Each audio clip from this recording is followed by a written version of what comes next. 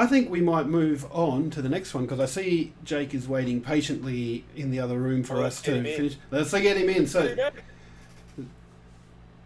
let's make it happen. That's it. Oh, there he is. Hello. Hold on.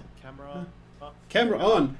There it is. So please welcome Jake to the chat. He is the product manager for, I think. Correct. Ah, there we go. I remembered right. For World of Tanks. So, and he's come along tonight to have a bit of a chat about a recent development that World of Tanks is doing. But first, would you like to talk a bit about what a product manager is and what they do? Absolutely, I'd be more than happy to, because it is one of those vague corporate middle management terms that says a lot of nothing at the same time. So I've been a product manager for World of Tanks in ANZ for just over about 6 months now. Basically, I work on the publishing side of the business, so obviously gaming publishing and development. So I don't code the games as it were, but I handle stuff to do with marketing, PR, community, customer service, and of course, activations like esports and the ANZ Premier League. So, like I said, I've been doing that for just under a year. I've been at Wargaming for 3 years now. I was a community manager previously, so always got the repping the community. But now on to bigger and better things. That's awesome, yeah. And you launched recently the World of Tanks Premier League, ANZ Premier League that you've got going on. I was watching a few games of that the other night, and it looks pretty damn amazing. So how did that come about? Looking at doing running an esports league with World of Tanks? Yeah, absolutely. So, World of Tanks is quite an old game. We're actually celebrating our 10th anniversary this year, which is extraordinary. It's not often that you see games running for that long, and not only running but still trying to evolve and expand and add more stuff. So it goes without saying that we've dipped our toes in the esports pool in the past. We've done stuff like the Wargaming League and the APAC League over the years, but we wanted to do something with the ANZ Premier League which was a little bit different. Representing Australia and New Zealand, it goes without saying that our population is massive on their civic pride and civic rivalry. Bledisloe Cup, State of Origin, all that kind of thing. We don't talk about Bledisloe here. No, we don't. Totally, as an Australian. Yeah.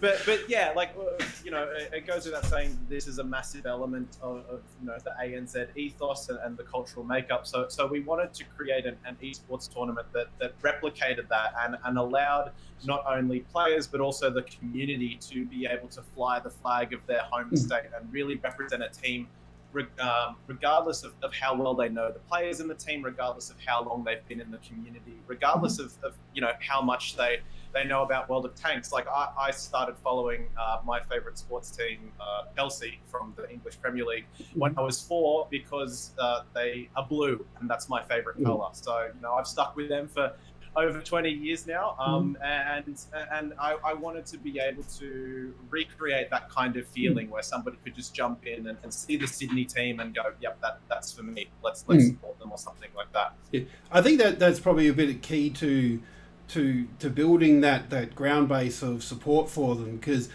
a lot of the esports teams you see, they're named after just things, but if you build a team that's like, for us, all three of us here are from Perth, so we've got Perth Panthers sitting there, and all of a sudden you name it after a city, and you've got these guys are from our hometown, we're going to barrack for them and support them. Yeah, that's exactly right, and that's something that we wanted to recreate. So it's not just the teams that have their own identities. We've been able to create unique camouflages or basically team outfits for players to see in game, which is awesome. And yeah, that's exactly right. We've been going for 10 years, and our community, we've still got a very core community, and it often has that kind of country town or small town vibe where everyone knows everyone and everyone's had a history with everyone. So we found in the past that players who have played together would stick together, and players who might be wanting to break through but aren't as familiar with clans or the community at large didn't really have an avenue to break through into these big leagues. So that's what we wanted to do. So we wanted to create something that could not only appeal to our veteran and our core esports players, but also offer something to the community that might not have been here since day one, like myself, and has built up their skills, you know, in other ways, but still wants to compete in an esports framework. That's awesome. So the tournament started 2 weeks ago, I believe. The league. How's it been travelling so far? Yeah, it's been interesting. So obviously the actual competition started a couple of weeks ago, but we had to run a few things before that because, to your point, you know, teams are not signing up in and of themselves. So we had to run qualifiers to establish which players, and so we did state-based qualifiers. So, you know, all of WA would compete against each other for 3 spots and all that kind of thing. So with the teams of 6, we have half of the team is represented by their home state, Western Australia, New South Wales, North and South Island of New Zealand. And then the other half, we did similar to like an NBA draft where, you know, other players kind of, you know, were able to get into the draft on their skill or their merit, and then, you know, players can pick their teams, and it actually served to balance everything out really, really, really well. So, you know, it's been interesting to watch, you know, teams get to know each other and build up that synergy and everything. But the first 2 weeks of competition has been really, really promising. Some close matches, already starting to see some of those new guys really kind of break out and pull their weight. And of course, the community has been amazing in their response, which, you know, obviously is a big factor as well. Yeah, that's right. Oh, sorry, go on, Inferno. No. Yeah. I was just going to say, because when I was watching the games, I noticed you had like the best of 4, 2 attack, 2 defend type rounds. Why not take it to best of 3 or best of 5 so that you've got a clear winner? Or was there a reason behind sticking with the draw? Absolutely. So that was, like, again, a bit contentious from our community. It's just like, why can't we straight up win every match? And there was 2 reasons why we wanted to have the even draw.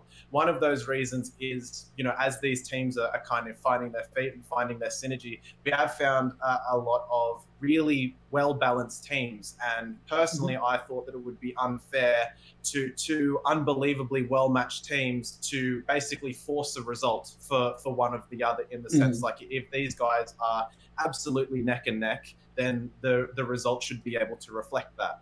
Another element of it, again, I mentioned the English Premier League, and you know, I'm not going to pretend to hide that inspiration, but I love how close things can get at the end of the season when you're starting to see, you know, teams making the top 4, and they, you know, they talk about, you know, there's a point in it, or it might even come down to goal difference, and you know, you start to hear the stories about what would have happened if we picked up the points in this game, or if we didn't draw to this one. So I just thought that from a community point of view, from an audience point of view, the stories and the narratives about the teams could be so much more diverse and really make it come down to the wire in that final couple of rounds as teams are fighting for those top 4 playoff spots.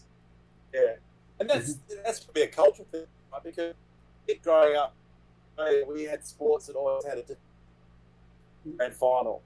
Only been in the last 10 years, I think we've really come to the Premier League model, which is that draw, and their calculations. You're right, that adds to the excitement of it. The gamers, we love stats, and we love, if they win by this much, that actually lends itself really well.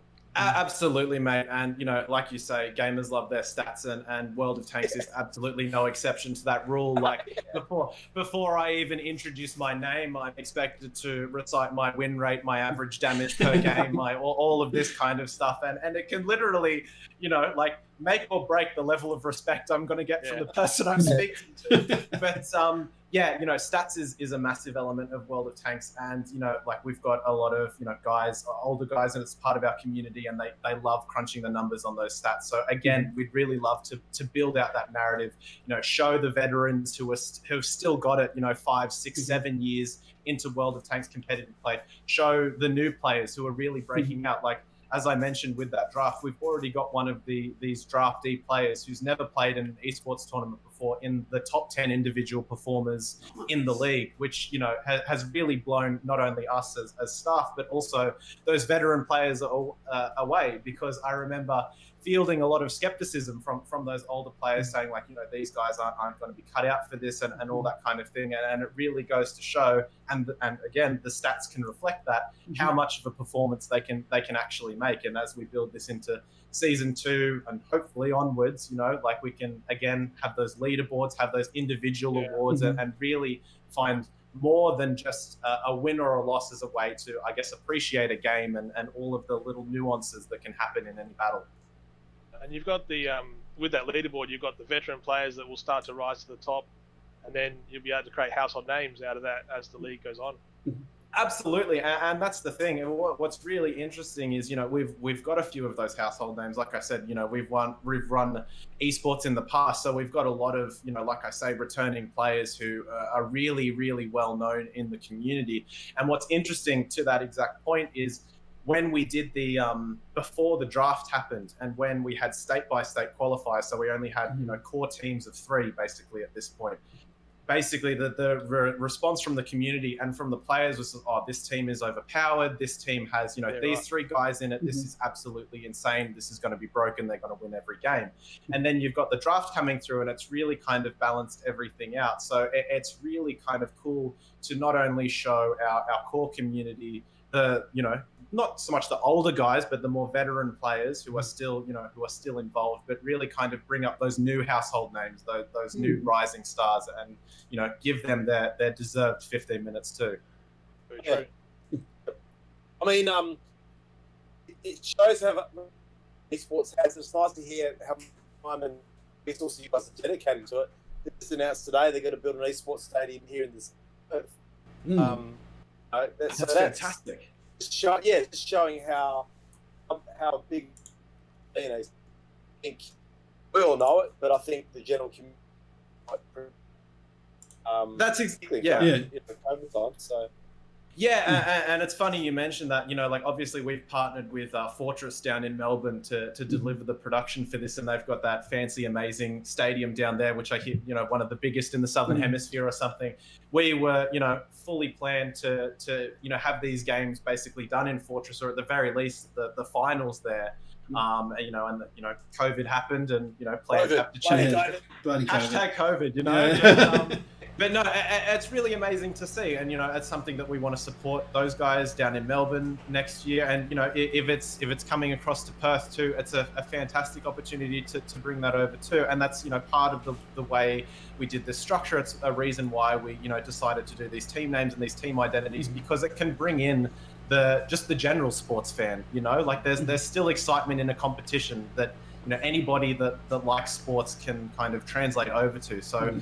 Once that, you know, we've provided that accessibility, and, you know, you can look between, you know, like the EL gaming or the FaZe or the ESL, like once it gets back to Sydney versus, you know, Victoria, or, you know, state of origin, Queensland, like, then, you know, anybody can get behind that. No, too, and it's something I've thought about a lot. About, we're a weird country in that we don't really have a national sport that every state plays equally. So, for example, we've got rugby league states and we've got AFL states. Not cricket, but cricket's. I mean, I love cricket. I know you love cricket, right? But, you know, not everyone loves. Generally, it's a opportunity for you guys to use that curriculum behind your state. Clever on a truly national, where there's going to be sort of everywhere you go. So it's a really great opportunity. Love it. Yeah, absolutely. And I think to that point, like, I've loved watching esports over the years, and I remember the first one I tried to get, like, I'm a massive, you know, Call of Duty fan. I've, you know, my shooter background in terms of what I kind of grew up on, I suppose. And I remember watching, like, the World Series for Call of Duty for the first time, and I had absolutely no idea what was going on. Like, it was just so hard to follow. Like, the team, like, it was just so quick. The casters were going insane. Like, I didn't know all of these brands. I didn't know all of these players. And as much as I love games like that, it's very hard to connect when you don't really have, I guess, a reason to, if you don't have a favorite player, if you don't have an affinity to a team. So that was definitely one of the core elements here, is that we want to be able to make anybody in any circumstance, regardless of how well they know World of Tanks or how well they know esports in general, like we want to give those people the opportunity to engage with the sport, because like you say, like it's massive, and I don't think it's fully broken through to the mainstream yet, but hopefully something like this can I guess maybe build a bridge in that direction. It's definitely easy to watch, because when I was catching up on some games from the last couple of weeks, it's like, because I'm like you, I've watched all like the CODs and the Valorants and the PUBGs, and like everything happens so quickly. You blink, someone's shot, and it's over. But the World of Tanks, because they are tanks and they don't go super fast, you can see people setting up. You can see they're inching over that ridge to get a clear line of sight onto the next one, and they're maneuvering to outflank each other. And as someone that hasn't really watched a lot of World of Tanks before, even I can see that there's where the strategy's coming from, and how easy it would be for others to get into watching. So I'm really hoping it does start to take off in that regard. Yeah, absolutely. And as I was chatting to you about before the call, like obviously our base game mode is 15 versus 15, and there is a lot of depth to World of Tanks. Like I remember one of the first interviews I had to do back when I was a community manager, one of the first questions was, what genre is World of Tanks? And like, that's such a hard question. Like, think about it yourself. So the maps are set up like a MOBA. You've got lanes, you've got mid, you've got left, you've got right. There's the shooter element, obviously, of actually driving the tanks. But then there's also, you've got module management, you've got ammo management, you've got, you can, every shot, if you hit every single shot, you might not do damage with any of them if you don't hit them in the right spot. So there's a lot of depth and a lot of nuance, which is really, really hard to kind of comprehend for a new time. Like a new time viewer or a new time player like yourself. So it was about like trying to find the right balance, in the sense that we can still have something that a really, really experienced player can develop a competitive meta out of, and still find value in the skill of it, but at the same time find something, again, which is easily accessible and digestible for a more casual observer. Because one of the biggest challenges with World of Tanks and esports over the years is, games like you mentioned, Valorant or, CSGO or something like that. These are games that are well and truly designed to be esports titles, but World of Tanks is not, it's much slower, it's much more considered. It's almost like watching professional chess, really. Like, there's a lot of strategy and position and stuff. So it's hard to kind of, if you're getting an esports viewer who is used to your Call of Duties and shooters and stuff like that, they might see it as too slow or too boring or something. So striking the right balance between all of those elements is tricky. But I think we might be onto something here. And as the season and the seasons develop and we get more feedback, we're hoping to keep building that and keep refining it and keep heading in that direction. I mean, I watched a bit of it during the week because I've played a bit of World of Tanks Blitz on the phone. Of course, so I had a bit of a grasp of the concept, but just to watch it on your Twitch channel with the casters just made it exciting, and then they helped you identify that team versus that team or that player, such to the point where I was watching one particular game, and then right at the end, the casters were getting really excited because you could see the build happening and the tank lining up to have the final shot. He hit the final shot and won. And then he aimed his tank up at the sun and just shot a bullet. And the camera just happened to follow that bullet right into the sunset. It was bloody magic. Oh my gosh, the sunset. There's already been so many memes coming out of the Premier League. You got the Perth Panthers, so you've got Team PP, or you've got the Fielders, who are known affectionately as the Mighty Ducks, and of course that end of the round sunset shot, which is something that our observer, who is one of our fantastic community moderators and community contributors, is doing an amazing job catching all the action there. But I messaged him after the first round and I said, mate, you did a fantastic job. He sends me back, I think I'm blind, because he spent so much time just looking into the sun.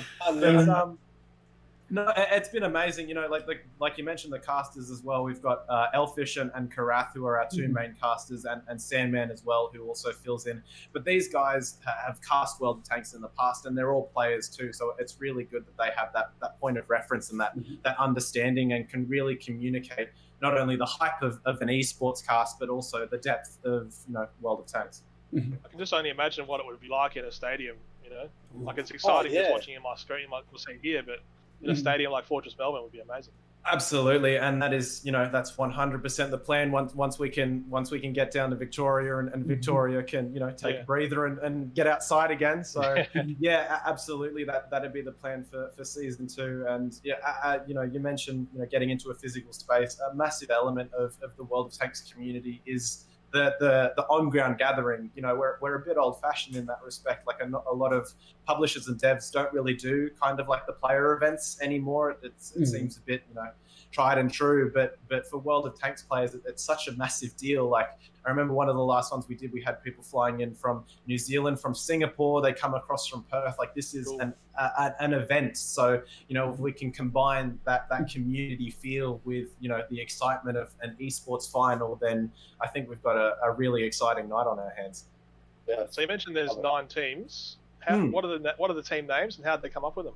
Yeah, absolutely. So let's see how good my memory is off the top of my head. So we've got Perth Panthers, we've got the Adelaide Action X, we've got the Melbourne Matildas, the North Sydney Sentinels, the South Sydney Scorpions, the Brisbane Bulldogs, the Cairns Comets, the Auckland Archers, and the Christchurch Conquerors. So all, you can see the naming convention there, but they're actually all named after tanks in the game, playable tanks in the game. Right.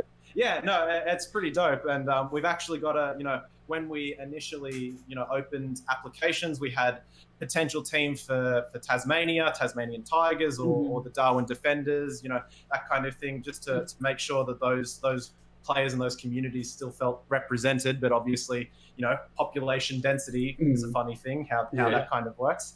But yeah, one of the reasons why we wanted to kind of take the reins and make these identities is because the ANZ community has this funny thing where they really like, it's almost a bit of a meme for the World of Tanks players to change their names as a joke or change their clans around and stuff. I remember in our last crack at esports, which was called the APAC League, we had the same team which had the same players in it throughout the entire APAC League, and they basically just changed their name each season. So again, coming back to that, like trying to find an affinity for a team. If you don't know these players, then you don't even know that that's the same team. So we kind of wanted to take the reins there and start to build out this franchise element, and have players being able to represent a badge and a team, and be able to bring more players in, do stuff like transfers or new recruitment and all that kind of stuff. It's excellent. Sounds amazing. I'm looking forward to tuning into some. So the World of Tanks Premier League, ANZ Premier League, is going on now every Friday, I believe, 6 o'clock Eastern Standard Time. Game start on twitch.tv/World of Tanks ANZ. That's correct. Every Friday from 6. So hour-long matches, 4 matches a night.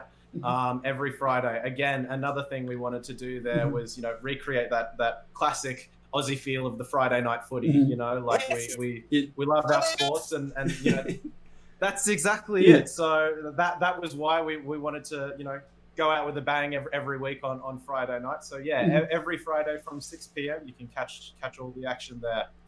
Awesome. Amazing. Thanks, man. Thank you so much for joining us tonight and sharing the World of Tanks esports with us. It looks amazing, and I'm definitely going to be tuning in for some more games. Guys, it's been an absolute pleasure. Thank you so much for having me tonight. Anytime, mate. Go Panthers. Thank you so much. Panthers. Cheers, boys.